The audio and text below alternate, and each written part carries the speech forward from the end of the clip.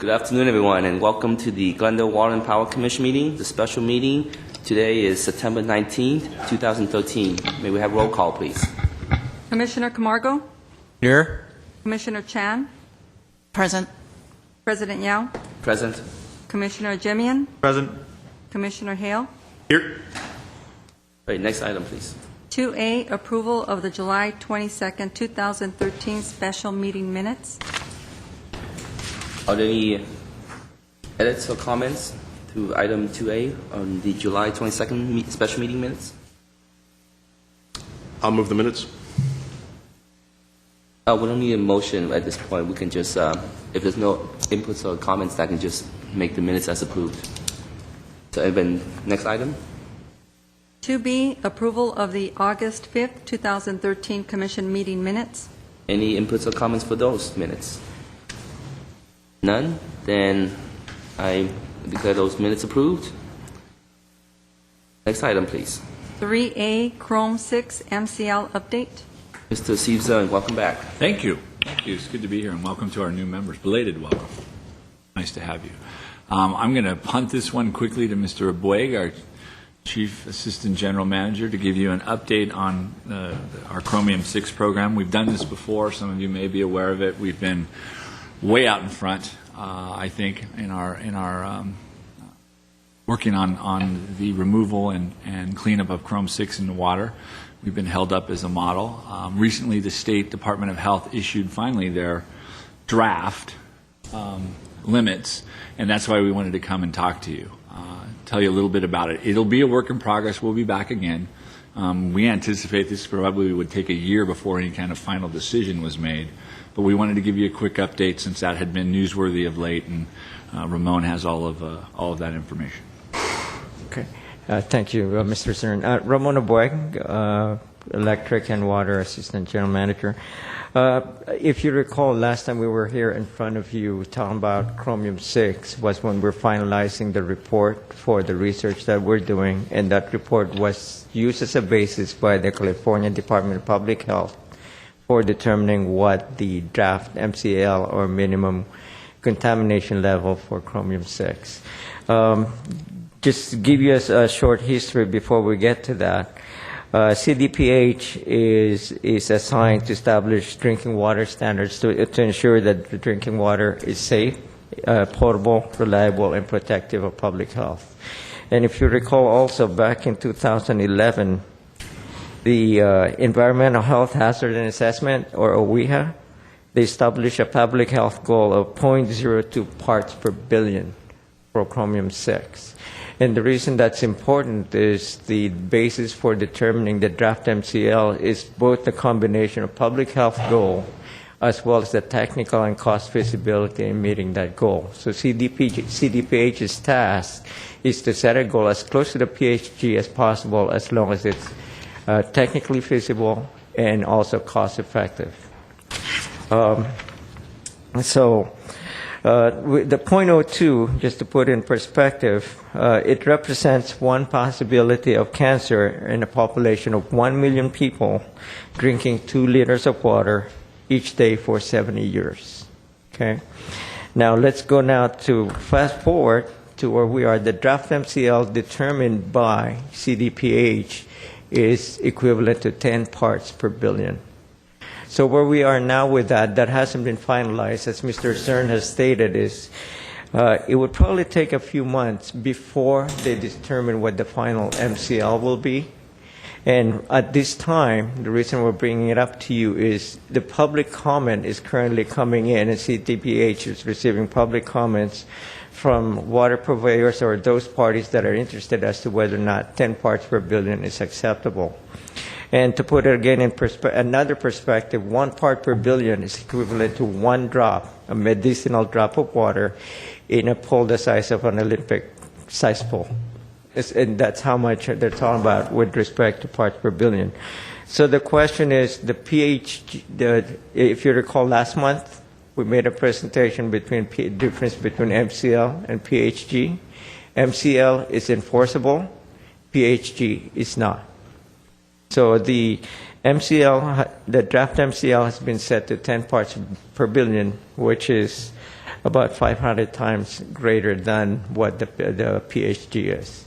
So what we hope to do, or what we're going to do, is we're going to provide comment to the CDPH, and we'll be participating in public hearings. All comments are due, and public hearings will be on October 11th. Okay, and then once it gets finalized, we will be providing you with additional update. And put it in how it impacts Glendale. As you know, we have currently an administrative limit of 5 parts per billion, and so we won't have any problems meeting that goal. Of course, there's some costs associated with going from 5 to 10, but that's a different subject altogether. Okay?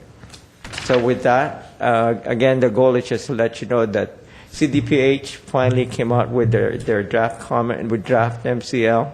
So now the task is in front of us to provide them comment and make sure that we can meet that goal. Any questions? Mr. Polanco? Yeah, so question is, have we as a city developed a position on the draft limit? And if so, what is that? No, we have not, because we have not met with our city council. Our city council set the administrative limit of 5 parts per billion, and we will be consulting with them in the next couple of weeks before we submit our comment. I have some questions, Mr. Ramon. Well, thank you for the update. It appears that, like you mentioned, the City Council has approved our city to adopt a 5 parts per billion limit. And so if the state mandates that within a year from now that 10 parts per billion is acceptable, potentially we could go to 10 or stay at 5 depending on council's objective. And it seems here that your memo indicate that to go from 5 up to 10, there will be additional costs not additional cost, but savings of $325,000 because we don't need to blend water from MWD anymore. And so I think this commission, in its purview, potentially by the time that it gets to council, maybe this commission can suggest whether we meet that state limit or keep the 5 parts per billion. So would that sound appropriate? Absolutely. Absolutely. This is really just to get back to you because this is something that has come up recently and been in the news. At the point Mr. Boyd was indicating that we would go to council for a formal position, we'll bring it back to you. We've got a short time frame, so it will probably be next meeting. Is it a short time frame? I thought Mr. Ramon said it takes a year maybe for all the Well, comments. I had said the whole 11th. process, but I think our initial comments are due within a month. Yeah, it's due on October 11th. So we want to make sure we get our comments in on every step of the way. My sense is, based on where we've been, it'll take well into a year before a decision's made. But regarding our comments, we have a shorter time frame. So we'll probably be back to you at next month's meeting, and then on the heels of that, go to council right away. But absolutely, we can bring it back, and you can make your recommendation to council on what you think, and then we'll get there where they want us to go based on the information we give them and your recommendation. Just out of curiosity, Mr. Brett, do you know what DWP, Pasadena, or Burbank set the limit at? Pasadena does not have any limit, but the impact on the chromium-6 is mainly on the San Fernando Basin. So LA, Burbank, and Glendale are the 3 utilities mostly affected in this area. I believe Burbank, because of the technical feasibility, they may be, I'm saying maybe, recommending that they adopt the 10 parts per billion. They also have the 5 parts per billion administrative limit set back in 2002. LA has not given us any position that we're aware of. And our approach is we're not only are we providing our individual comment, we're also part of the CMUA, the California Municipal Utilities Association. We're joining basically with them in commenting not only on the limit, but there's also some changes in the regulation that we have to make sure that we can abide by. So the saving is one thing, but are there any hurdles to be the innovator, be the first early adopter at 5 parts per billion? I mean, it sounds like we're ahead of the game against everybody else. I mean, doing the chromium-6 treatment, so we're very innovative. Are there any potential risks by being the only one at 5? If, let's say, all your coalition maybe wants to stay at 10, or adopt the state policy? We're already meeting 5, so I don't see any hurdles in staying at 5, other than, again, it's a cost implication. Right, but it wouldn't be like putting everyone else at disadvantage because we're the lone wolf out there. No, because the MCL really says that you have to be at or below. Right. As long as we're below that, we'll be okay. Okay, and just to get some background before we maybe have further discussion in the future. Oh, Ms. I also want to ask, the $325,000 for savings, if we go with the 10, that amount has already included in our rates, right? The rate design, the rate increase. That is correct. Okay. So if we don't do it, what would you propose to do with that money? Honestly, we haven't thought that far. Okay. We're looking at the position we're going to take. Okay. All right. Mr. Thank you. Hale, you have some questions? I mean, for the purpose of the comments on the draft MCL, are there any other agencies, environmental groups that are pushing for a lower public or MCL? We haven't. I have not seen their position, but we anticipate that the environmentalists, the environmental groups, are going to be pushing for a number a lot closer to the 0.02. Right. So I think for the purposes of GWP's comments on the draft, we should probably just lend our voice to support for the 10, since that gives us flexibility to go up to 10 if the council so desires. But at this point, I think we don't want to disadvantage the utility and put in a comment that is any more complicated than we support the 10 goal at this point. Noted. Mr. Jamian, you have anything else? Well, thank you, Mr. Bragg. All right. Thank you. All right, next item, please. 3B, feed and tariff report.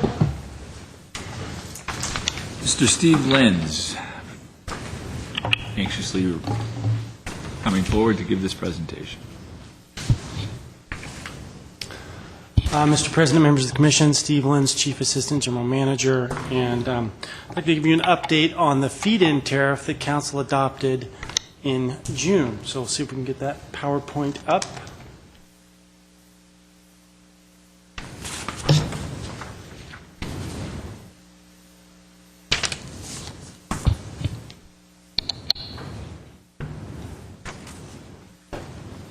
Okay, so we've adopted a feed-in tariff. The feed-in tariff basically is a mechanism to encourage deployment of local renewable energy from project developers who are not actually using the output.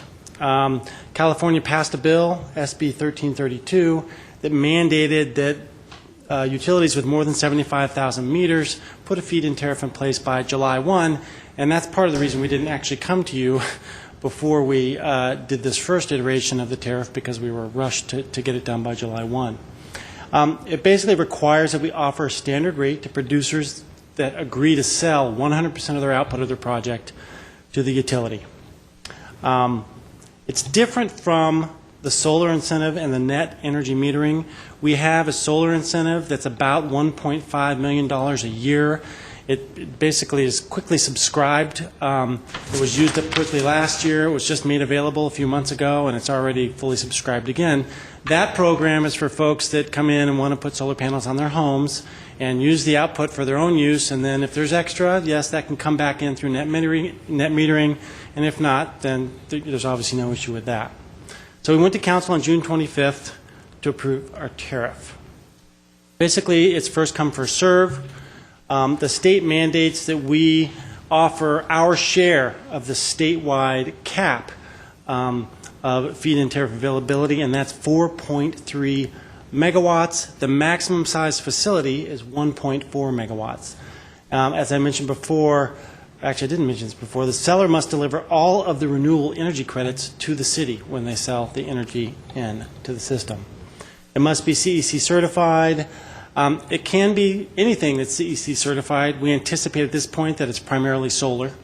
But if some new technology comes along that makes sense, then we think we'll start seeing those technologies.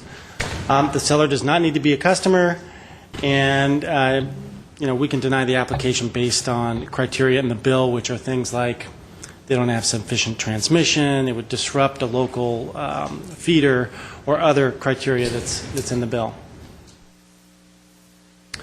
So the bill basically lays out how we have to set that rate. And it tells us what we have to take into account. We have to take into account the time of day that the energy is produced. We have to take into account avoided costs on distribution and transmission. We have to consider whether it's peak or off-peak. And most importantly, the rate has to be cost neutral to GWP customers that are not taking advantage of the tariff. So in other words, it's got to be our avoided cost. Because if we offer, someone comes in with a project that's 1 megawatt and we offer to pay them 12 cents, but our avoided cost is 7 cents, well, that 5 cents difference is a subsidy that all the other customers are going to be paying. So I'm not going to go through this, but basically our formula is a combination of all those required factors. You know, the renewable energy credit, the carbon, the avoided transmission and distribution, and then whether or not you're in peak or off-peak. So here's our proposed rate for July through September. On peak, it's 7.9 cents, and off peak, it's 6.5 cents. Currently, our peak is fairly broad. It's 6 a.m. to 10 p.m., and off peak is all other times, including holidays. This is a table. I don't expect you to be able to see all the detail, but I just want to show you that if you look at some of these other cities, Anaheim's got a range on the low side, 2.7 cents, all the way up to 10 cents. LA's got basically 17 cents at the peak, and then it ranges from 8.5 all the way up to 38 cents. Riverside is basically 5.8 cents, and then SMUD is 5.8 cents up to 20 cents. And the point of this slide is really just to show you that ours is right in the middle of this pack.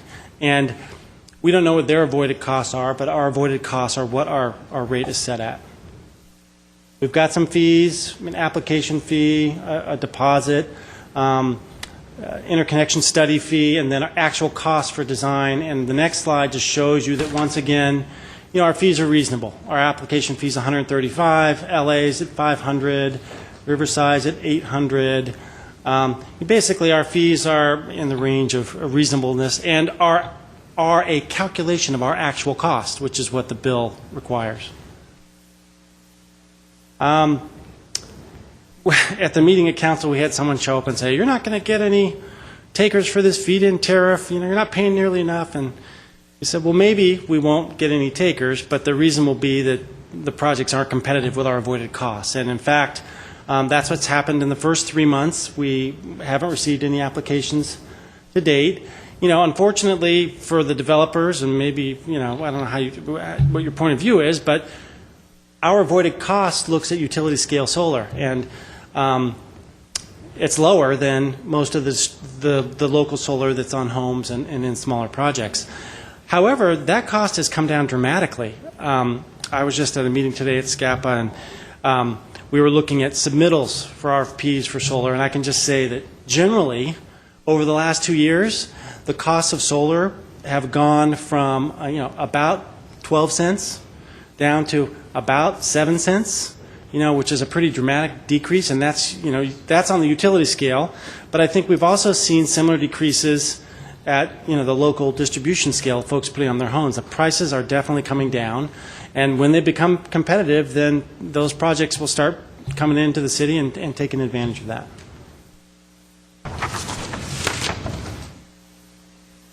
I think I've already said most of this. One thing we are seeing, though, is that we were very aggressive on making sure that we weren't subsidizing other customers. And we did that by setting our avoided costs every quarter. And that's obviously difficult for a developer to come in and put a project in and say, well, we only know what the costs are for the next quarter. We're doing a 20-year project. So we are looking at that and trying to think of ways that we can align the feed-in tariff with avoided costs, but also somehow come up with a mechanism to offer developers something that they can give them some certainty about whether or not their project's going to pencil out. So we're thinking about that. We'll be talking to folks, and when we do come back with any proposed revisions, we'll take them to you first before we take them to council. That's all I've got. Any questions? I have a question. Mr. Chair.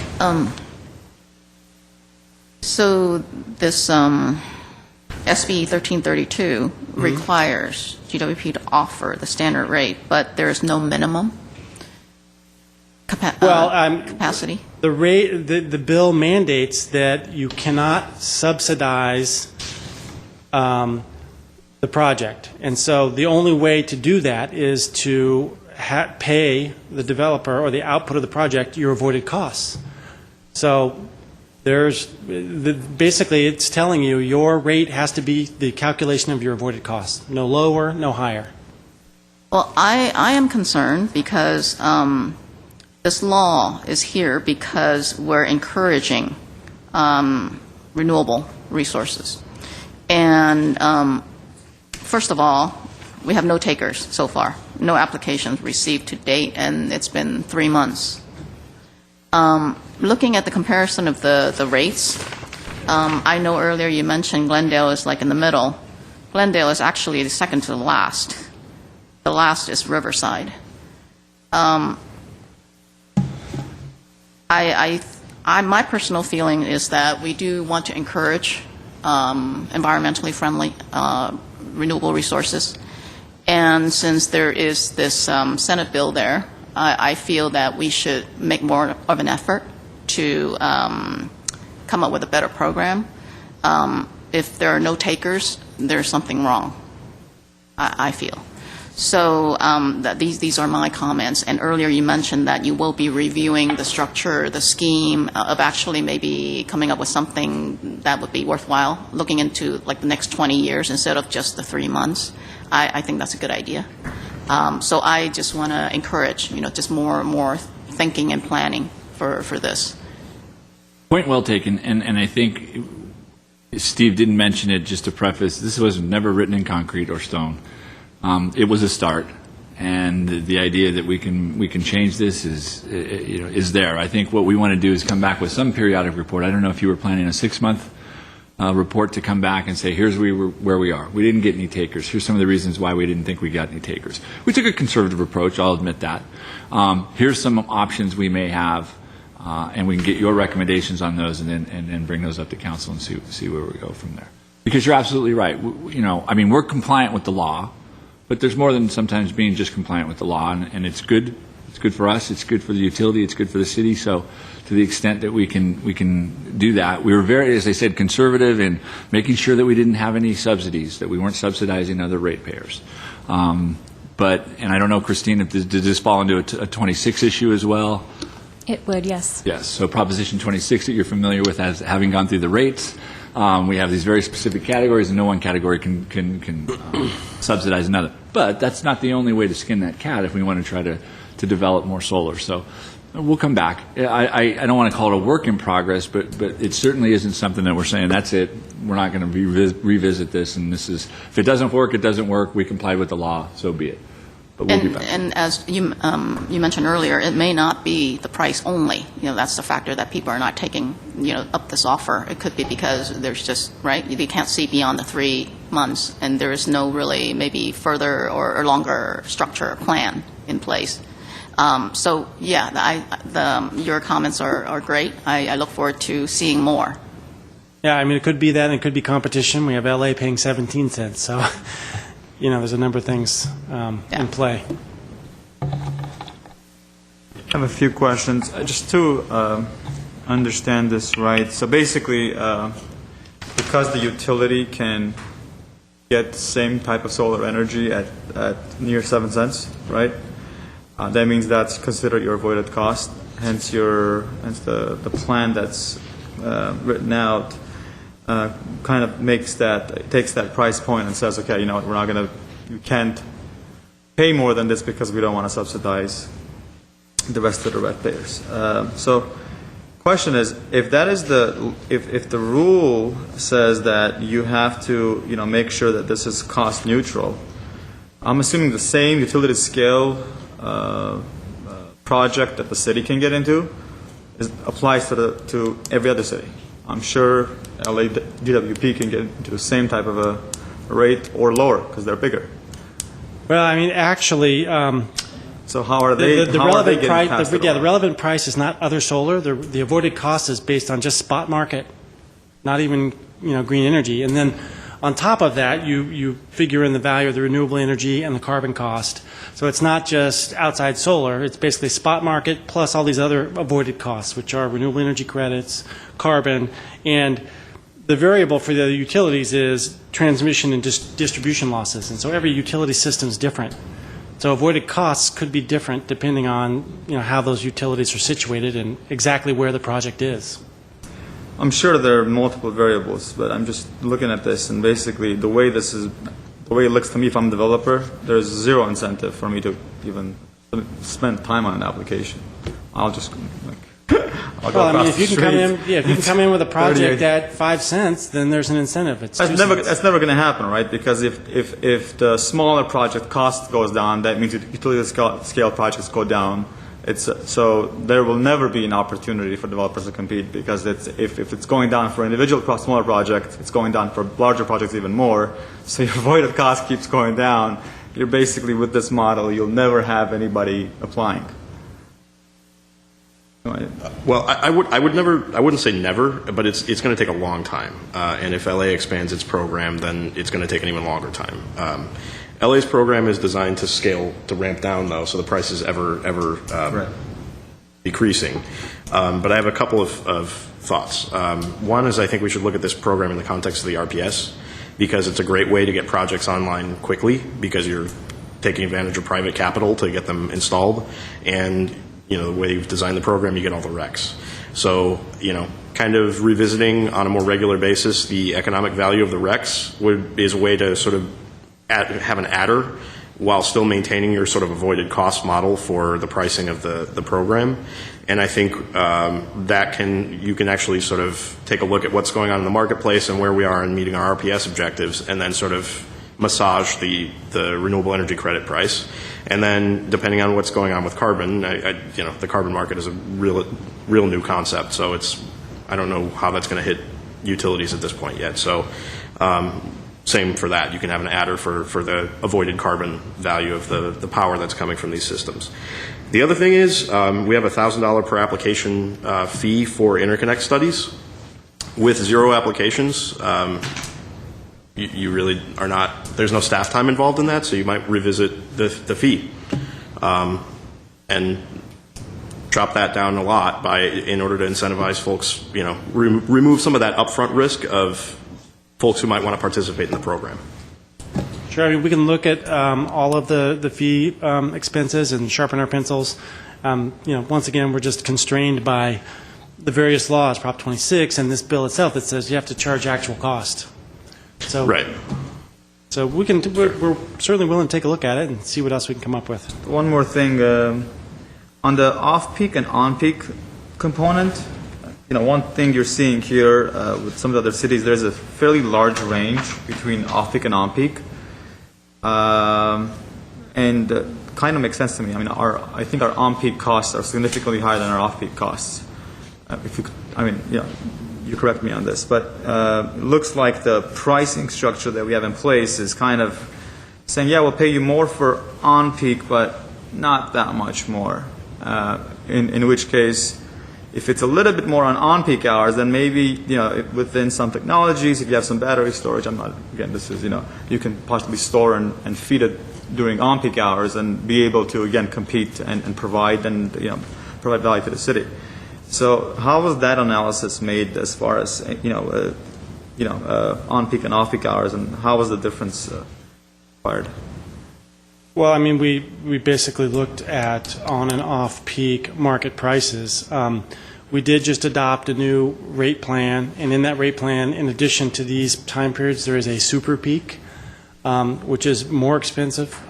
So we can go back and look at the structure of the peaks and see if there's a corresponding market price during the super peak that's higher, so that we could offer more to folks using solar during the super peak. And as you mentioned, if they had storage, they could take it and use it later. And Steve, the super peak is where you see some of these prices in the other cities that are very high, $200 during the hottest part of the summer and the hottest part of the day kind of thing. So is that, that's an example of super peak? Mm-hmm. But as far as peak pricing, is our cost for peak pricing only around 20% higher than off-peak? Is that what Glenn was saying? Basically, this just, our analysts took actual market prices during the peak and during the off-peak and calculated our avoided costs. So for the last quarter, when we calculated this, off-peak, you're only, everything in, not just energy, but including avoided costs and everything at those different times of day, you're only 1.4 cents, lower per kilowatt hour. Do you know what time ranges included on-peak and off-peak for us? Are we using right the here, same at the scale? bottom of the slide on peak and off-peak, basically this is calculated on a peak of 6 a.m. to 10 p.m. for peak. And all other hours are off-peak. But as I mentioned, we did just restructure our rates after this was adopted and calculated, and we now have a super peak and some tighter peaks. So I think that we can, look at those time periods and see how the fit rate would shape up using those tighter time bands. Sorry if I'm asking too many questions, but do you know if the other cities use the same time range for off-peak and on-peak? I don't know off the top of my head. Because I think one can argue that between 6 a.m. and 10 p.m. you have peak between those hours, which are significantly higher. So if you take a larger average over that, you're going to get a much lower, on-peak.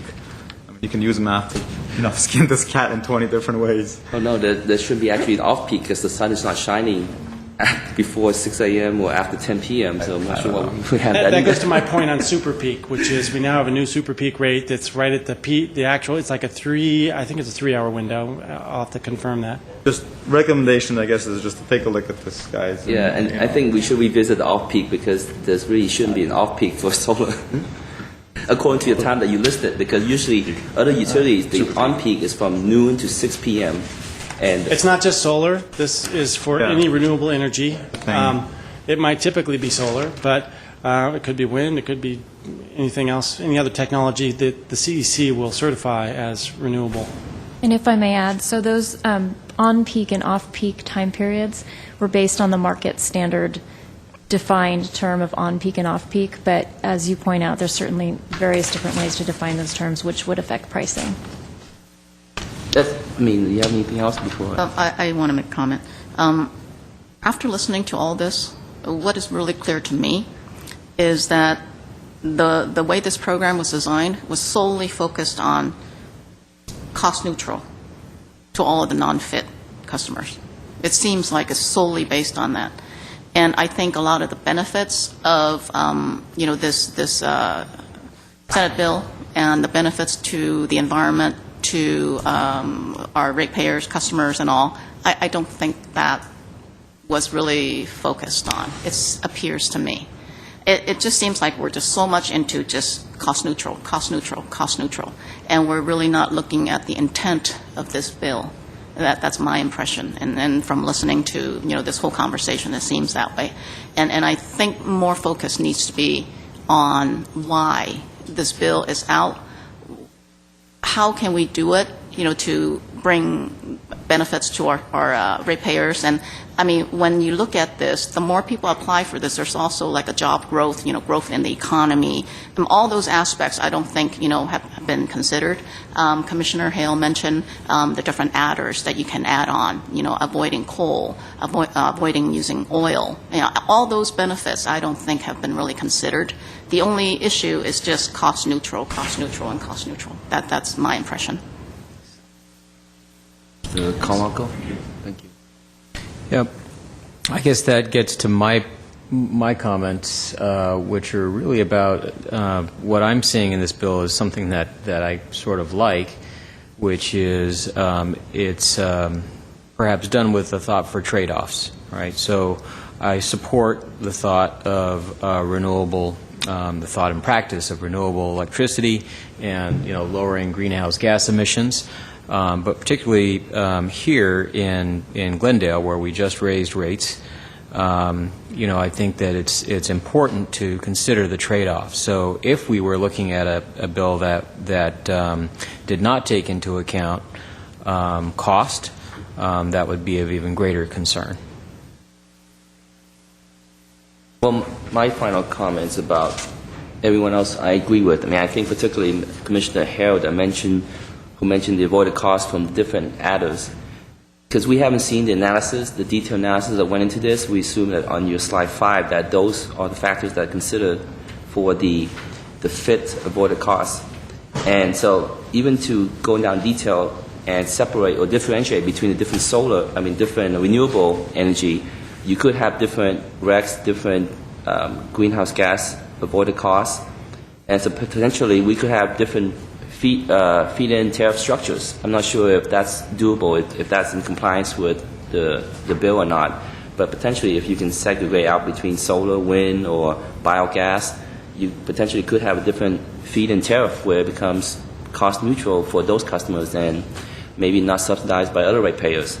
So that could be something that we can look into. But I do agree that I think this commission needs to take a look at some of the analysis that went into this proposal, or at least approved proposal. And for the next quarterly reconsideration of this, we should have a deeper dive into some of the analysis so that we can make some suggestions that what makes sense for the customers who wants to do this, as well as for the utility to make sure, and the customers to make sure that it still is compliant with Prop 26 and the bill, and also not cross-subsidizing other fit customers. So, I don't want to get into details of what was done. It's been approved by council, and I think that you all hear the comments made by this. So potentially the next quarter, when it gets updated, if you can come back, Mr. Lins, and provide us some analysis potentially for the next update, then we can move on from there. Sure, we can do a deeper dive on the calculation if you like, and give you a better understanding of how we got to the numbers we got to. Great. Do you guys, maybe we can talk about that at the agenda forecast, potentially. I'm not sure when your next quarterly update would be. Would that be just 3 months from June? Is that what it is? How often or what months? Or I don't think we have a periodic update on this yet, but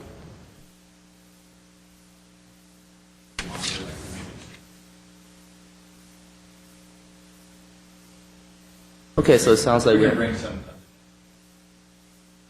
great. So it sounds like we have some time to dive deeper into all this analysis and potentially have a continuous meeting and just some one at a time, just to tackle one issue. We don't want to take up a whole meeting, just talk about fit, but Sure. we can do this over every month or something, as periodically, okay? Okay, thank you, Mr. Lins. Next item, please. 3C, customer service update. President Young, members of the Commission, I'm Tammy Valier, Customer Services Administrator. Today I'm going to go over the production and service levels for last year. While she pulls that up, I know most of you are familiar with customer services in this report, but for the benefit of the new commissioners, just a little bit about our section. Within customer services, we have the payment and contact center, billing, field services, and revenue protection. We handle a very large volume of customer contacts, billing transactions, payment transactions, and field service orders. We also bill for municipal services, other municipal services, so our customer service reps have a very wide range of knowledge.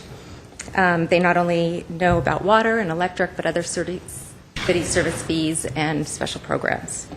They work not only with the CIS system, which is our billing system, but now SafeSource for water. They use Experian for ID and credit checks, LexisNexis and Redson for skip tracing, and the meter data management system for the interval data, which has really enhanced the way we do business with our customers.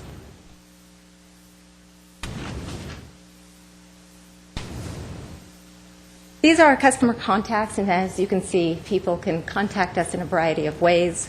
They can call us, they could come to the counter, they can send us letters, they can use our interactive voice response system, and electronic correspondence, which is emails, and then, of course, at our payment counter. We handled about 300,000 customer contacts last year. That's about 4,000 more than we did last year. The telephone is the most frequent form of communication, but you can see about 4,000 of those customers actually reduced talking to a live customer service rep and decided to get the information they needed through the automated system. This is a breakdown of the customer call types. Most customers who call in actually need to talk to a live customer service representative because they need sometimes to negotiate a payment arrangement, or they're calling because they're moving into new service, and they also want to get more information about how frequently we bill, when the due date is, a variety of different reasons for calling in for the service request. We do have some service requests that can be done online, but it usually still involves a follow-up call from a customer service rep back. 25% of the calls are still billing inquiries, but that is down 7% from last year, and those are the ones that have decided now to get that information from the IVR system. This represents our front counter inquiries. We have all the same transactions over the phone as we do at the front counter, but you can see that customers come to the front desk for different reasons for calling. Usually they come to the front, they don't come to the front desk for payment arrangements. Very few do. They come because they need to show us some documentation for new service. They may want to ask about our PBC programs. So they want more of a one-on-one contact with us.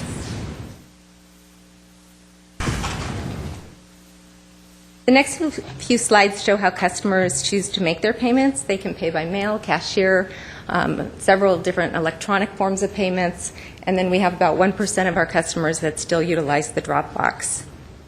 The acceptance rate for electronic payments has been very good since inception. We started taking electronic payments in 2001 with direct debit. We then added credit card, online payments, IVR. But almost 50% of our payments are electronic, so that's very good. The different forms of electronic payments are direct debit, e-care, which is through our website, home banking, and, of course, the IVR. The e-care, our website, is the most utilized, which we really like because customers also can go to our website and find out about events and special programs. But, of course, the home banking is a close second.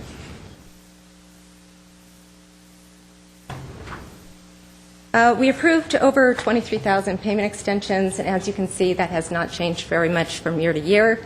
I just want to point out that the 23,000 payment arrangements are not 23,000 customers. Those are just extensions. So that's about 4% of all bills result in due date requests for their due date to be later.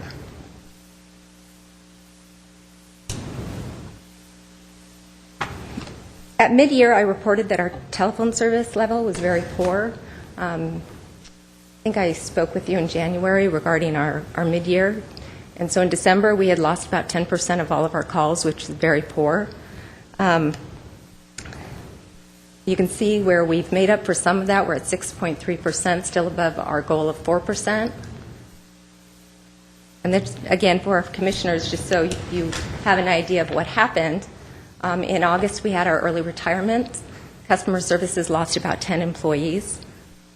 In September, we brought on 4 employees from different departments. They spent their time in September and October in training. We also restructured part of customer services, so we did a lot of cross-training. In November, we upgraded our system, so there was extensive downtime. But come December, our new employees were working proficiently. We had all of our employees cross-trained, and you can see how positive the results have been.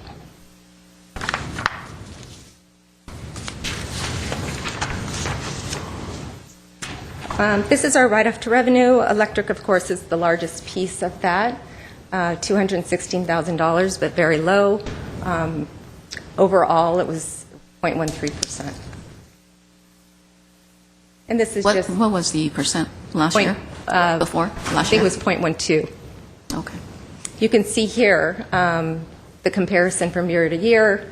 We're pretty much back to where we were before the economic downturn. We are a little bit higher than last year, but $60,000 of that was just 2 customers. So it doesn't take much to bump that up.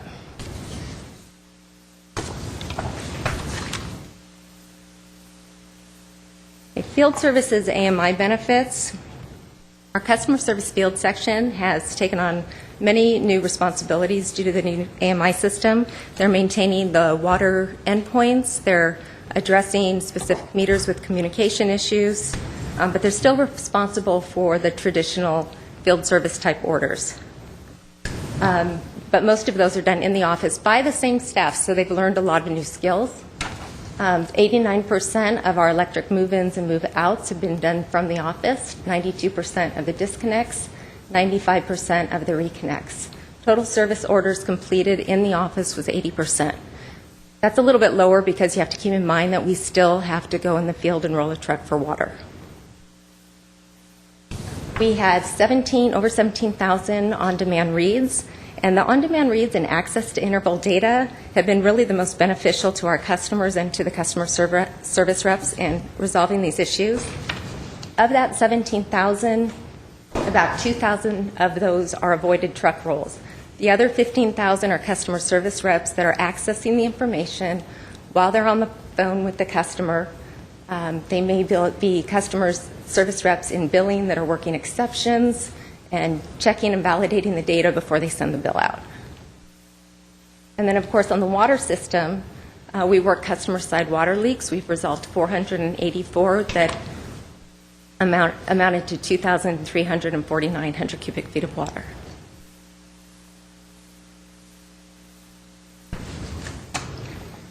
Okay, I'm going to go back and talk a little bit more about payments because I want to let you know about a new service option that we have for our customers. I showed you earlier that most payments are made by mail and electronically, but we still do have a large number of customers that come in to the counter. 80,000 a year. Spread out, that's not really that bad, but it seems to always be on Monday, on the 1st, the 15th, at lunchtime, and around 5 o'clock when we're closing. They have a very long wait time, and 50% of these customers are paying cash. So we've partnered with a company called Pay Near Me.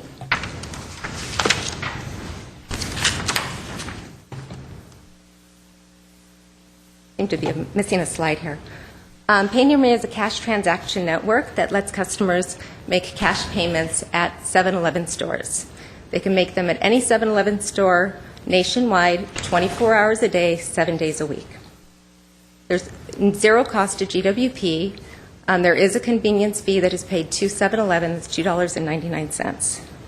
Each transaction? Each transaction. Pay Near Me is a great alternative for customers that may not have transportation.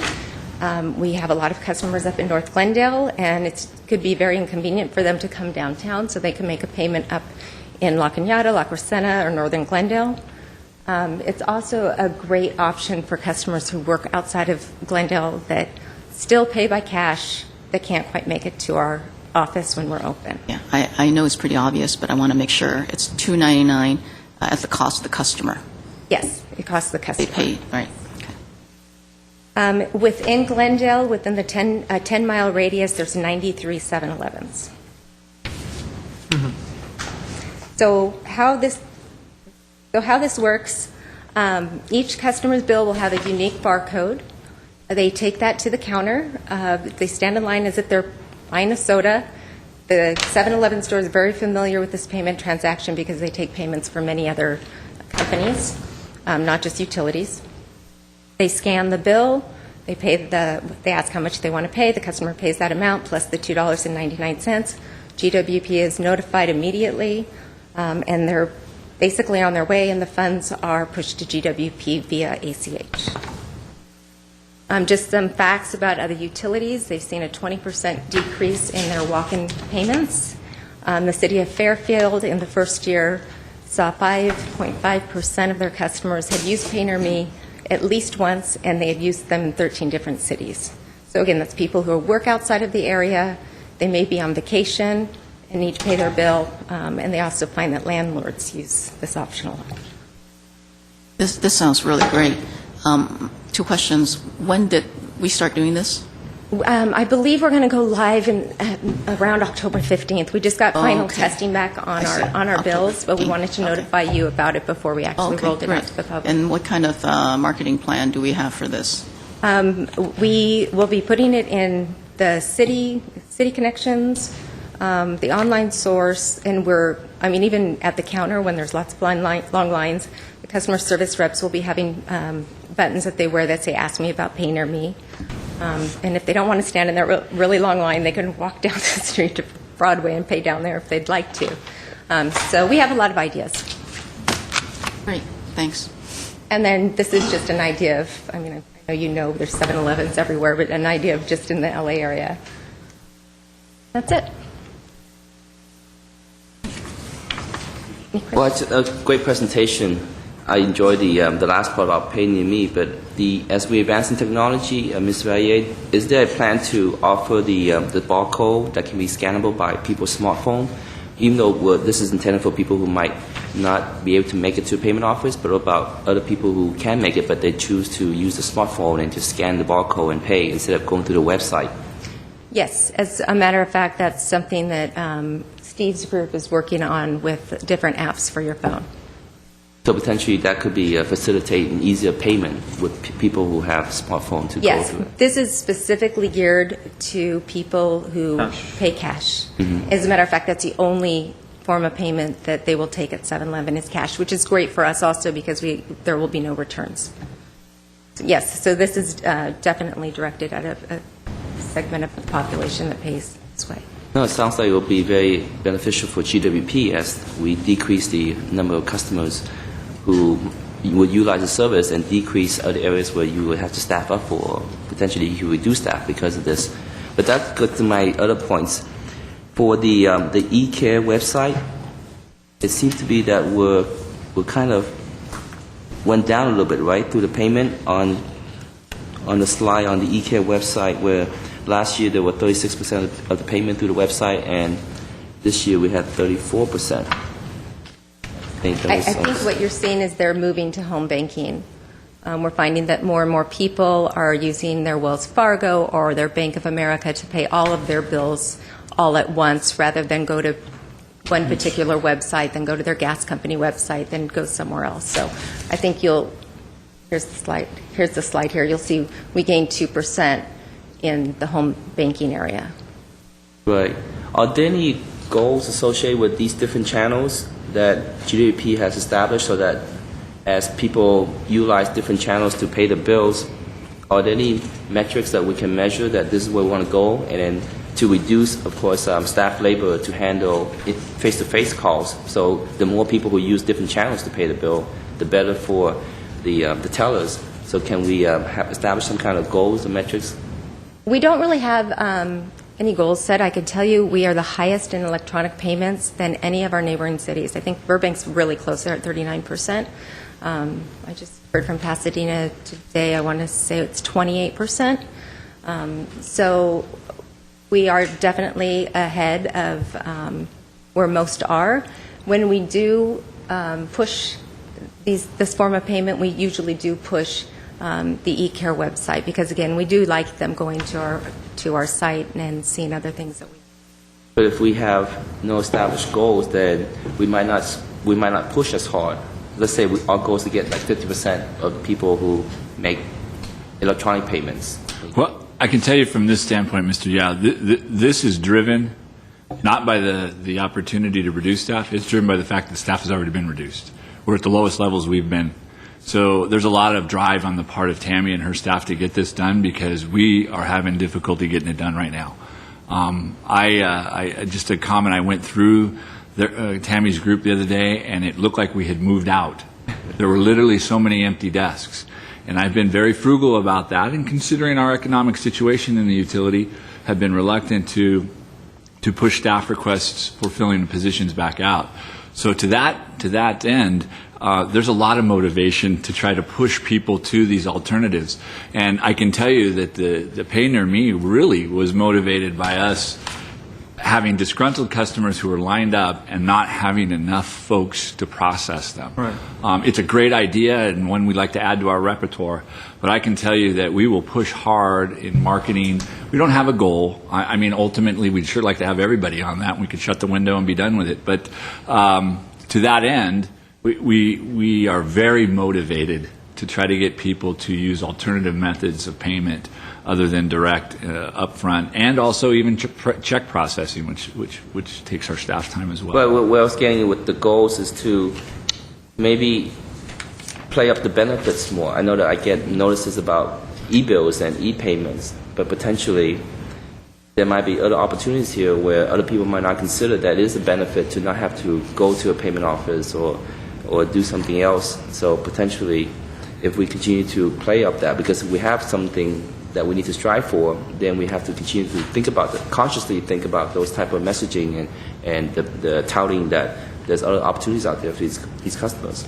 I agree about getting the word out and using our community outreach function to continue to drive home the point of how convenient this is, how easy it is for you, and doing that kind of thing. And you know, we can continue to monitor this. And I'll talk to Tammy. You know, maybe we can set some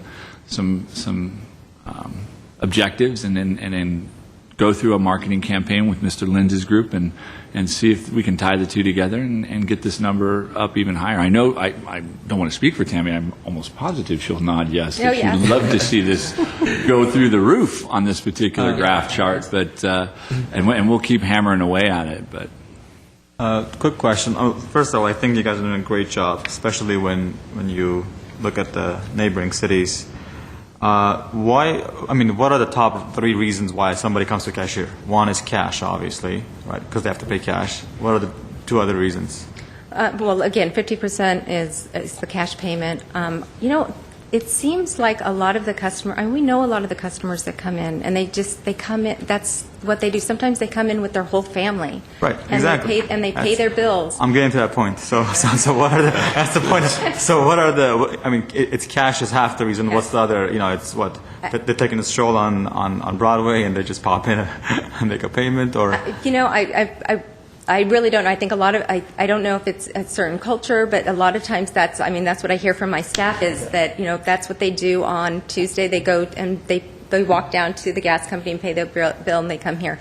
The 50%, the cash payments, I think we're pretty saturated because those are just people that do not have bank accounts. Right. And then another reason why they do come in is if they do have, sometimes if they need to talk about their account and if they're negotiating a payment arrangement, at that time, they may have to make a payment today, and then they'll walk down to the cashier. The point I'm trying to make is that I think the reason people come to pay cash is the reason you're going to have a hard time changing. And, if somebody's earning cash, they want to pay only cash, so that's what they're used to, you're not going to get them an electronic payment, period. They don't have a bank account, or they make cash, or whatever the reason is. I think there's also that number will slightly creep up probably every year from a generational perspective. Younger customers will use different methods of payments versus nobody writing. You don't have an 18-year-old writing a check. You're going to have them use their phones or the online system or banking. So I think it'll work itself out over the years. You can have goals, but I think spending extra time or money or staff time on this is, I think understanding why they come to the cashier is the first thing, and then seeing can you make changes to have them, not come there, which is, a change you guys are already suggesting, which is pay near me. I think it's a great solution to avoid part of those payments. Is the second thing. So good job on whatever you guys. Thank you. Have already done. I do have another question before you leave. Why 7-Eleven?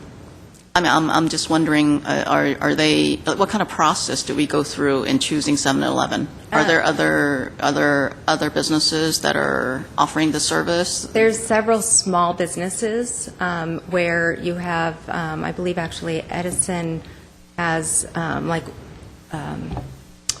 we used to have a pharmacy years and years ago, but small like check cashing businesses, and this one has the most locations available with the same company. Okay. So that was something that we looked at, Yes. setting criteria and choosing which business we want to go with. Okay, thank you. Last thing, Ms. Verrier, before I think the other commissioner has comments, but I think establishing some metrics or goals would help us understand if we're at the saturation point. I mean, whether that be at 33% or at 37%. So depending on what our objectives are, as Mr. Zone indicated, then we might say that maybe we can't do anymore. Maybe we have to wait for the new generations to come up and just automatically pay with their smartphone. So establishing some metrics and objectives might help us to understand that we're at that point that we can't go any more than 20% on the IVR or 35% on the e-care. So potentially that could help resolve that.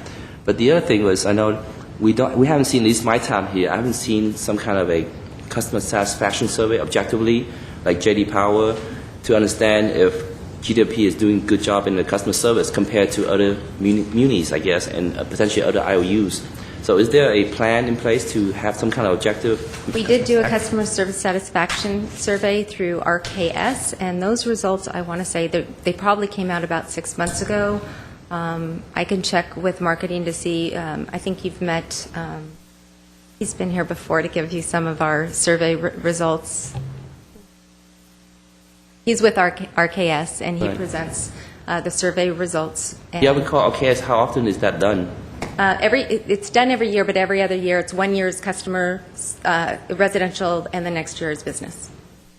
So every year, is it similar to JD Power? They randomly survey Yes. our customers, Yes. that we would just let them talk about the different areas that they need to survey, and then they would compare that to other utilities and how we're doing it with the metrics and stuff? Well, Steve and I can talk. Like I said, the results of the residential survey came out, I want to say like 6 months ago, so maybe we can bring that back to you. Yeah, it'd be helpful for every year to have those type of surveys so we can understand at least where we are. Potentially the rate impact could be make it negative, but that's understandable.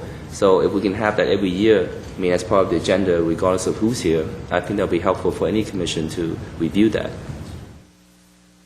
Anything else? I was going to ask about the customer satisfaction issue as well. So I'd love to be able to start by saying whatever has been done by RKS in the past. But yeah, I'd support that idea. And I guess on a related matter is whether on customer satisfaction we have targets. So President Yao's talked a few times here about having goals. So my question there would be whether we have customer satisfaction goals that we try to target that then are measured using RKS. We did in our strategic plan that we will update at some point, but if some of the past commissioners remember, in our strategic plan we did have goals, and RKS survey was on there. Okay. Yeah, I'd love to see that. And then, so one other different question then, from my perspective. So the great work on the abandoned calls. So it looks like you've dramatically cut down over the past year the number of abandoned goals. In that one category, speaking of goals, there is a goal of 4%. And my question there is, how did you come up with the goal of 4%? Is that benchmarked against others? Yes, we used to do a lot of benchmarking through SCAPA, and none of the SCAPA members have participated in that benchmarking effort for many years, and probably for the same reason that we all have, for budget reasons and time with a lot of new systems that we're putting in. But we still do our phone calls and send out our emails to all of our counterparts and find out what those goals are. Thank you. Commissioner Hill? Yeah, I've just, once we get a better sense of the utilization of the Pay Near Me system, I'd just like to get a sense for what universe of those customers are on Lifeline, so that we can sort of revisit the notion of the $2.99 fee and think about how we can address that if those are Lifeline customers. Is there a way to waive those fees, or is that something that they really have to pay? Can 7-Eleven do some kind of an offer? No, that's how Pay Near Me and 7-Eleven's making their money for it. I mean, we have the option of absorbing that cost, but we're not. Buy a coffee and a hot dog, get pinned. Doesn't work.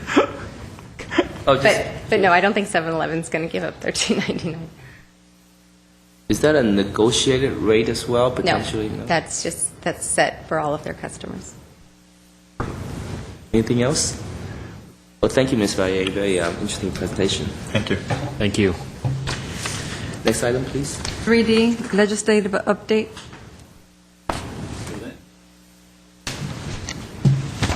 Mr. President, members of the Commission, once again, Steve Lenz, Chief Assistant General Manager. You should have in front of you two kind of legislative wrap-up updates. One from the California Municipal Utilities Association that looks like this, if you can find it in your pile.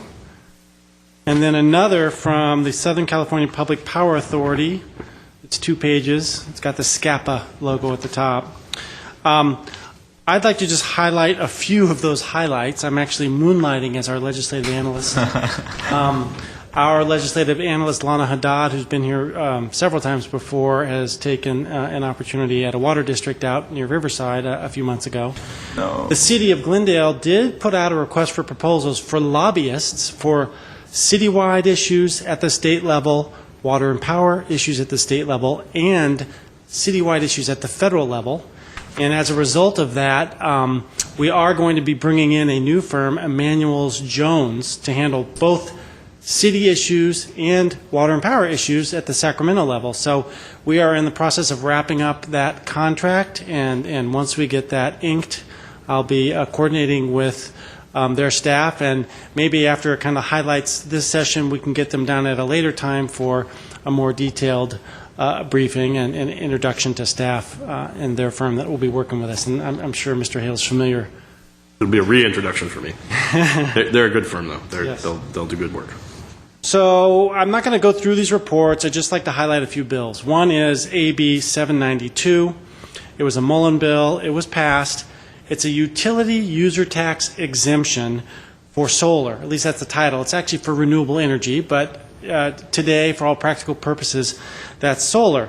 And the bill exempts from any utility user tax imposed by a local jurisdiction like Glendale from consumption of electricity on a renewable energy project or other renewables that's certified by the CEC. Now, currently, the City of Glendale charges utility user tax only on net metered energy. So the practical reality of that is that we only charge utility user tax on the energy that we deliver to the customer. In other words, if they have a solar panel, it's getting netted out, so they're not paying a UUT, a utility user tax, on solar.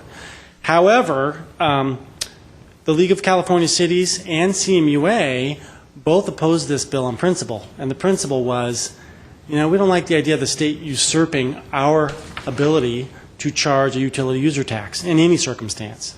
So the bill passed. It will go into effect. I think it has a sunset of 2020. I mean, for now, the practical reality is that it does not have a financial impact on us, but we will be watching it to see if it grows in any other areas. Has the governor signed it? No, it's to the governor. Okay. It was just last Thursday that the session ended, so all of these bills are to the governor.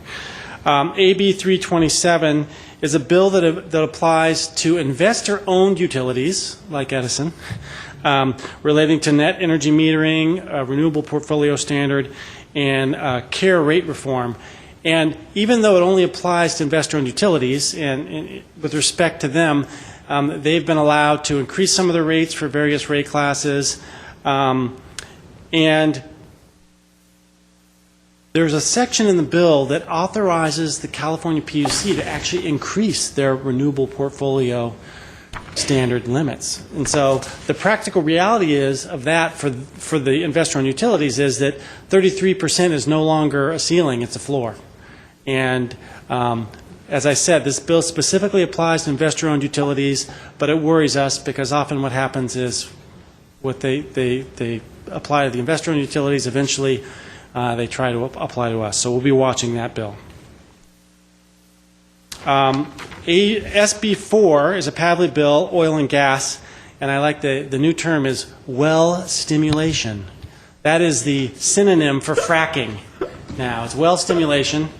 And it was passed, and basically it's a comprehensive regulatory program that puts in place regulations for public notification, for a study to go out and look at the impacts of drilling these wells and stimulating them with fracking. From our perspective, we're a water and a power utility, so we want water to be safe. At the same time, we want plentiful supplies of natural gas, because if there's not, then you can have impacts on costs of gas, which impacts our customers. So we support that. We'll see how it goes from here. The final bill, I'd just like to mention, this one was not passed this session. It's actually two bills, SB 42, which is WALK, and SB 1331. And these are the two major bills that are trying to piece together what they're going to do with the water bond. And they're both about $6.5 billion. They add funding for safe drinking water. There's several other funding categories. One is stormwater management, integrated regional water coordination, water management, water recycling, delta sustainability, flood control, ecosystems, and then surface and groundwater storage. And we are working on this bill with the California Municipal Utilities Association, and as you might guess, there are differences between the North and South on water. And so we are trying to put together kind of a summit with the North and South, and we're going to try to come up at a planning meeting with principles. Because we do have a lot in common. I mean, obviously, everybody wants to preserve the Delta and ensure that we're all getting the water that we need. You know, how much the South and the North gets are a different issue. So what we're doing through CMUA coming up in November is to try to put together some principles that we can use in negotiating these bills so that we're not all chasing the bills separately. And hopefully we can, you know, reach the common goal of getting funding for those areas. So as I mentioned, the session's over for now. A lot of the bills that you'll see on these reports are two-year bills, so they'll be coming back to us. And if you have any particular interest in any of the bills on these two reports, you can let me know. And next time I come back with our new lobbyist, we can take a deeper dive on any of those if you have interest. And if you don't know now, just let us know via email, and we'll come back and give you some more detail. Questions or comments? Thanks for the update, Mr. Lins. And I was wondering if you can come back in November after if whether the government signed certain bills or not, to provide an update on those bills. So I think we have a light session in November, which we'll discuss later on in the agenda forecast. But I think that'll be a good time to. It's on there, right? December to move to November. That's right. Sure. Okay. Any other problem. Comments or requests? Oh, thank you. Thank you. All right. Next item, please. 4, oral communications. I don't have any cards with me, so let's move on. 5, agenda forecast. And that'll be, before we talk about that agenda forecast, in the past there used to be, Mr. Zern, there used to be an old business section. Do we, yeah, and the new business, of course, new business becomes the general forecast because we talk about new business.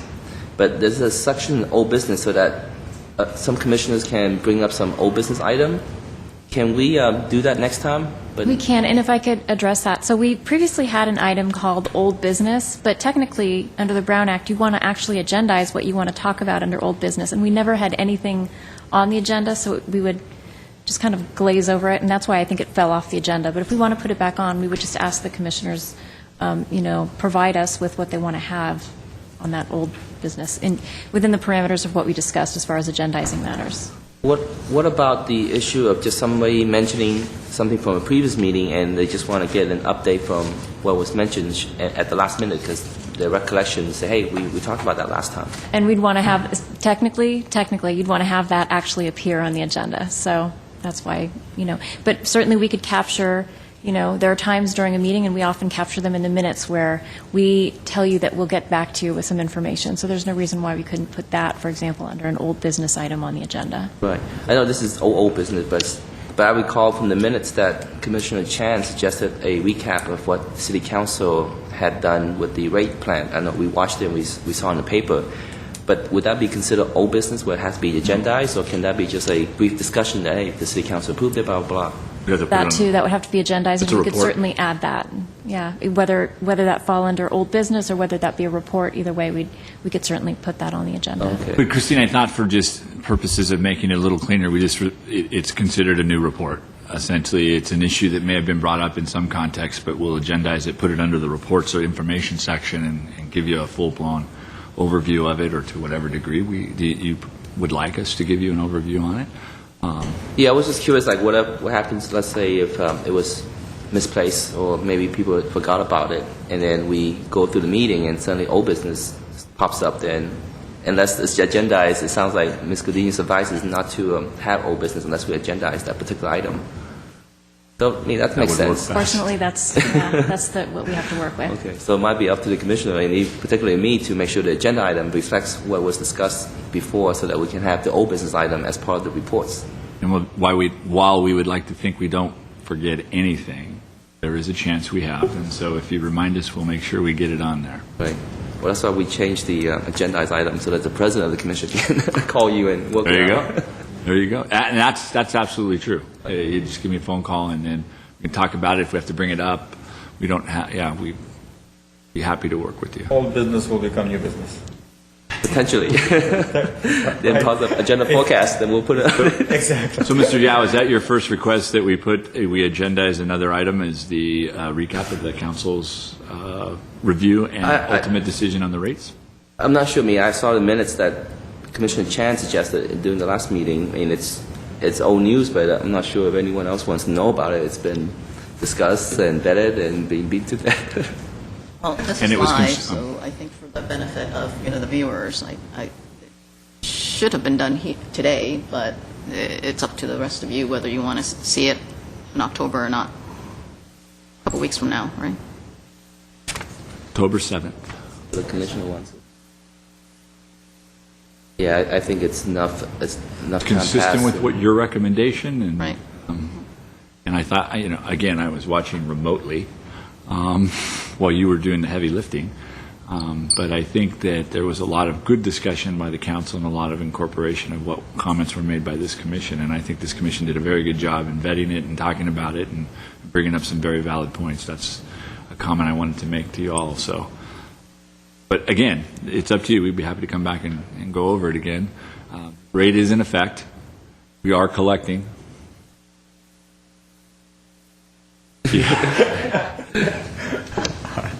Well, it sounds like there's no second commission who thinks that that's be an item that worth reconsidering. So I think we can just move on from there. Okay, let's go on to agenda forecast. So as we discussed previously, it seems like November currently is light. There's no items there, so we're talking about moving all of December items into November and then take December off as City Council is planning to do and the holidays. There's a number of dark days during the December. It's holidays, as Commissioner Chan pointed out. This December 2nd is pretty close to the Thanksgiving holiday, if anybody takes an extended Thanksgiving holiday. So the opportunity with a blank slate for November is to move all of December up and give you a holiday month off. Get back to it after the first of the year and start addressing what we need to address. Just one comment, though, as we've skipped to November. Adding on to the October meeting will be the Chrome 6 issue. So Thank you. I we'll jotted be that down bringing as well. to you what comments we've drafted, and it will be on a tight line because the next night we'll be going to council and then submission on the 11th. So, but we'll do it an action item. Ms. Cadenas will take your what your final thoughts and recommendations are, and council will have those the following night. So there'll be a motion for this commission to consider and move to recommend to the City Council on what action to take as far as comments. As far as comments to the MCL. I'd like to propose a new agenda item for October, if it works for staff. OPower has a new interactive demand response program that sort of integrates with the existing monthly demand reports or monthly usage reports that we all get in our bills. I'd like to find out whether that falls within the existing contract with SCAPA that OPower has, and then see whether there would be any benefit to adopting that for ratepayers. Sure. We will do that. Is there, to follow procedure, is there another commissioner who would be interested in hearing what Mr. Commissioner Hale has suggested? Yes. Wait, we have a second. Thank you.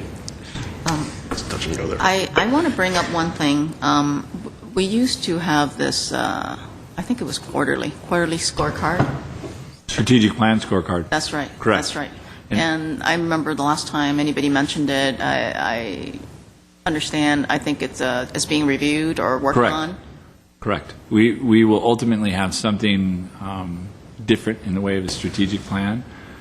There are some aspects, Ms. Vallier noted, that we still use some aspects of it in benchmarking there, but it'll be a different plan, and I'm working on that, and then we'll bring the plan to you through process. There are many things in there that just aren't being done because I'm a new general manager and I have a different opinion about different things, and so I don't want to waste your time talking about something that is not the direction we're currently going in. You'll have to be patient with me, though. It's going to take a little bit of time. We're trying to get something that's a little more abbreviated. It's easier to digest and easier for us to deal with all the way through our organization. Making it understandable, making the objectives reachable, making them objectives that are actually helping our customers and helping the utility, and not just stats and numbers and things that look good. Okay, great. And I understand you're just back, and there are a lot of other issues. What kind of time frame are you looking at? Boy, I knew you were going to ask that. I don't have an answer for you right this minute. I'd have to get back and talk with the staff and see where this falls. One of the things is that we've been very fortunate in the last probably year. We've gotten our water rates and our electric rates and our bonds in place, so we're active again. We're busy. As you know, we have a much leaner operation than we did 18 months ago. So let me talk to staff, see where it fits. It is important, don't get me wrong. And then I'll get back to you with that, if that works for you. Okay, sounds good. Thanks. All right, so anything else before? I mean, there's another feed-in tariff agenda item that we discussed previously that we need to include maybe starting next month, and start discussing taking a deeper dive into some of the analysis so that potentially we can make suggestions or recommendations to the City Council to modify our feed-in tariff. Next month? Just to start off with certain step-by-step, because I don't want to spend a whole meeting on feed-in tariff, but just to take it one step at a time, maybe we can look at the avoided cost calculation and analysis, what went into that, and then this commission can look just at avoided cost calculation, and then maybe the following month we can look at another component of feed-in tariff, maybe the application fee or the interconnection fee. Is that appropriate? And then the following month we can take a look at a different aspect of that. Let me suggest, Mr. Yao, we put that on the January agenda. It's a little light there. You might, and that would give us some time to put this together, because we're going to take the month off, if that's the desire of the commission, and have a pretty healthy agenda for November. And then we can put that particular item, because I'm sorry, I thought we were aiming to come back with more of a lengthier period of time, 6 months, with our review recommendations, and then get ready to go do the same with the council. I thought this commission was going to look at different components of this feed-in tariff so that we can make suggestions on That's what you'd like to do? I'd just like to, if I could get a little time. Okay. So what is the plan right now? What's the current plan for October, let's say? Because these rates are for July to September. So what are we planning on for October? Same thing? Yes, right now the feed-in tariff is calculated quarterly, so what I showed you tonight was the avoided cost for July, August, September, and until we change the feed-in tariff, the methodology will remain the same. So there'll be another calculation for the next 3 months at the end of that 3 months. So until we come forward to you and get recommendations and go back to council to actually change that tariff, the calculation and methodology will remain the same. I think what President Yao is asking, and I think what some of us asked, is just the mere analysis of how things were calculated. No suggestions, nothing, just so we can kind of understand what went to the numbers more than anything else. And we can agendize that whenever. It doesn't have to be next month, but whenever. I can have my analyst come and walk you through what he did. It's that difficult. Yeah, just an existing stuff that's been done to come up with the feed-in tariff that was approved, and then when the time comes, then we can compile all the information and then make a suggestion of what it should be. So I think next month we can do one component, which is avoided cost, for example, and then the following month we can do the application fee, how we calculated that, and all the other fees associated with it, and then we can do step by step. I don't really think there's enough to break it down into one component at a time. I mean, I'd say take a stab at having Lon Peters, my integrated resources administrator, come in here. He did the calculation. Have him walk through it. He can walk through all the components in probably 10 to 15 minutes, and then I think later it would be best. I'm sorry, Steve. I didn't mean to, I think that would be the more comprehensive view, and I don't think it's going to take hours.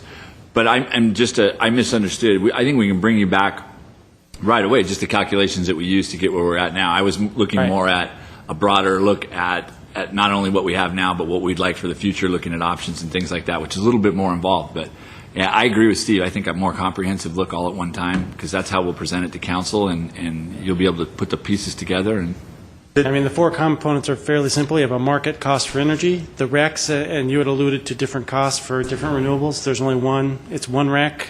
Doesn't matter what the renewable source is. There's one market cost for a renewable energy credit. Same thing with carbon. There's one market for carbon. It's one carbon price.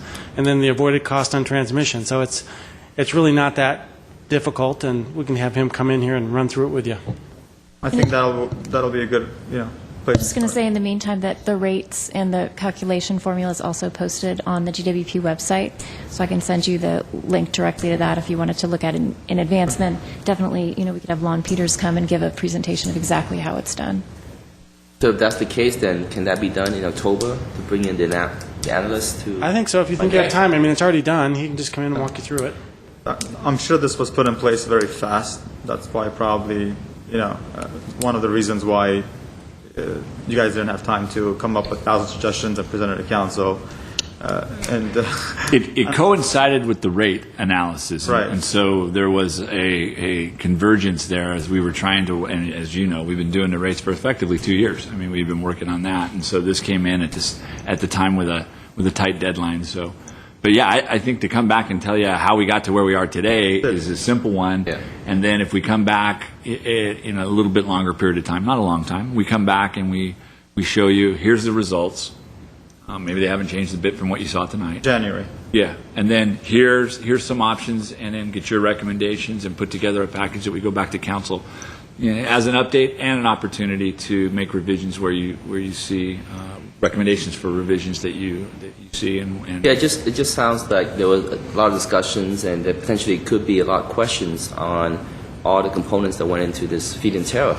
And so I didn't want to go into details of all that in just one meeting, because potentially the I question don't think is, it's going to take that long. I don't think it's nearly as complicated as that. And correct me if I'm wrong. I agree, and Steve. if we need more time, we'll come back. Yeah, we'll bring it back to you again. Okay, that's good. But we won't overwhelm you, and that's never something I want to do. that we might overwhelm with questions. That's all, the other opposite. Well, you can overwhelm us. That's fine. We're ready for that. We're trying to keep you from having 6-hour meetings or something like that. So we'll work around that. Okay, sounds good. Like we all want to look at feed-in tariff for next month, so we'll put that on. On the agenda forecast, one other thing that I'd appreciate at some point is an update on the customer service matter that we talked about earlier.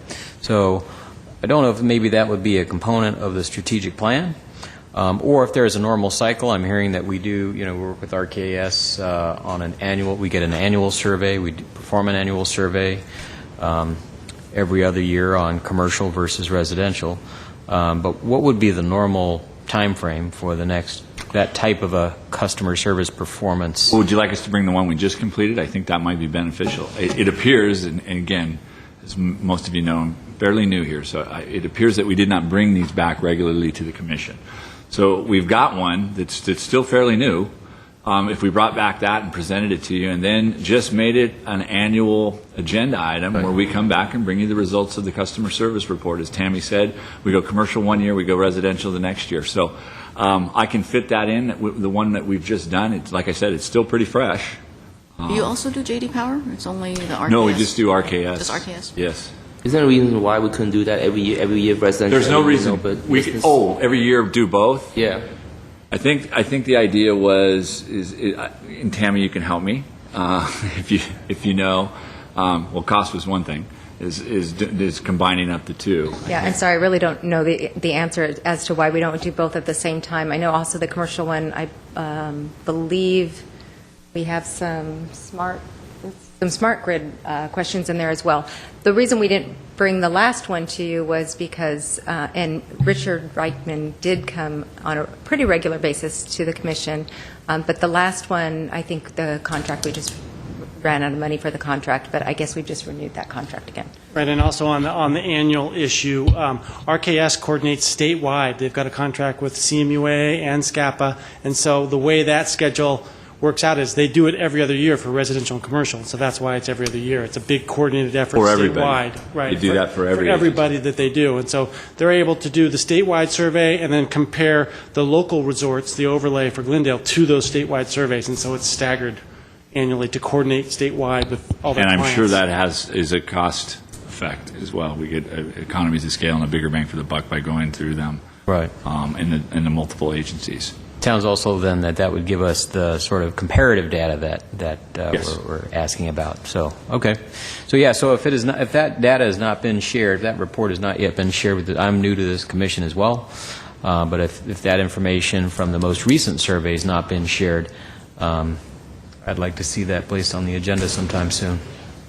When could that take place? Well, let's see. We have January. five items. Yeah, we're getting October. We've got some new items there. We're going to bring back the Chrome 6. We're going to bring back the O-Power update. And the fit. And we're also going to have for you the analysis that was done on the fit. December looks, well, I'll tell you what. The customer service update, we could use that customer service update as a presentation of the survey, if you'd like. It's already on the agenda. Which is in November, right? Is that on? That will actually be in November, yes. It'll go to November. November. Okay, well, we'd really like to bring the gentleman from RKS. He does a fantastic job going through the results, so we'll try to coordinate with him and see if we can do November, and if not, maybe we'll do it and bring him back, for the next survey or something. And there is one thing that I would like to request also. The update on the renewable portfolio standard. I know we met 20%, but in case there are some changes, and then also, the mix would be good information, and also whether we're going to be able to make the next couple of milestones, 33% by 2020. If we can put in an update within the next several months. I thought we had a regular recurring. Yeah, we bring it back to you each year for an overview and an update unless something changes. Okay. Unless we add or unless we've got an issue that isn't consistent with what we presented to you previously. Everything we presented to you, I believe we did it I can't remember. in the spring. Months ago, yeah. Yeah, in the spring. Nothing has changed from that okay. particular one. I was talking to Steve. We have a particular Power content label. power content label that we're required by CEC to have council, our legislative body, approve every year, and that's coming up.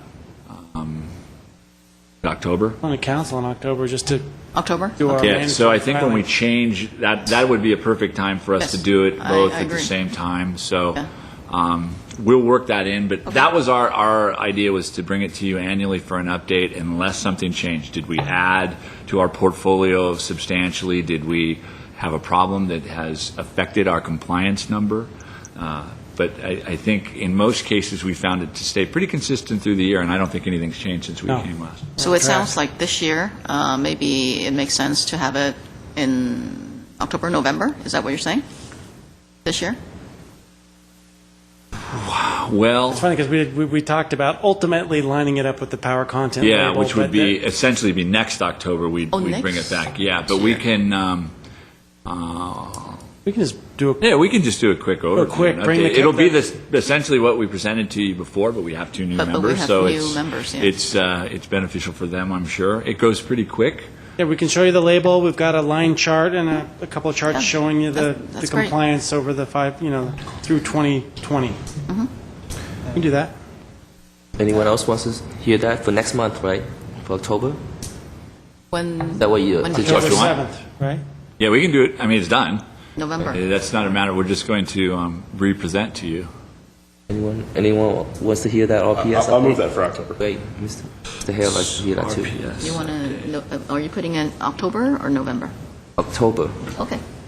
So Mr. President, let me make sure. We've got the RPS recap added in October. We've got the Chrome 6 comments and commission feedback and recommendations. We've got the O-Power update that Commissioner Hale had requested, and I'm missing one, I know. Feed and tariff. Feed and tariff Rate calculation. review of how we got to where we are now. Just one request on that. Can we get a chart of on-peak and off-peak hours? For all the agencies, what they consider, is that what you mean, or ours? ours specifically. Charting what? Charting hourly, if you were to take a look at, let's say, the last 6 months or a year or whatever, what is, like a chart that says what hour of the day peak rates. You mean kind of like a heat map? Yeah. Kind of. Or so you're looking for a snapshot of one day? Not one day, like it's over, how are on-peak and off-peak calculated, basically. If we take a look at a chart, like a long... They're just time periods in our code that the peak periods are just, it's a set of hours. These hours are on I think you mean peak. the these actual hours- demand, right? Right. I think he means the actual demand. Actual demand. Not just the peak hours. But Oh, you want to see what our demand- average load looks right, like throughout the right. day. It's a Load. one-day snapshot. Okay, no problem. Yeah. So the load profile to show maybe an average day. To show how we get to, yeah. Okay, so that'll be part of the fit analysis. And then, Mr. Zun, the other 3 items are still going to be on the agenda, right? Utility modernization update, energy risk management update, and water services division update? Yes, we will have those all on there. Right, in addition to the ones you mentioned. Correct. Anything else that other commissioners want to add? I think we have enough, but... Nope. Great, so nothing else, then we can move on. So I'm sorry, before we move on, then, did we agree then that we're going to move the items in December to November and cancel the December meeting? Yes, that's the plan. We all in agreement? Yes. Great. So I think we're all in agreement, just for the record. Okay, so next item, please. 6, adjournment. The motion to adjourn? So moved? Second. Second, so meeting's adjourned. Okay. Thank you.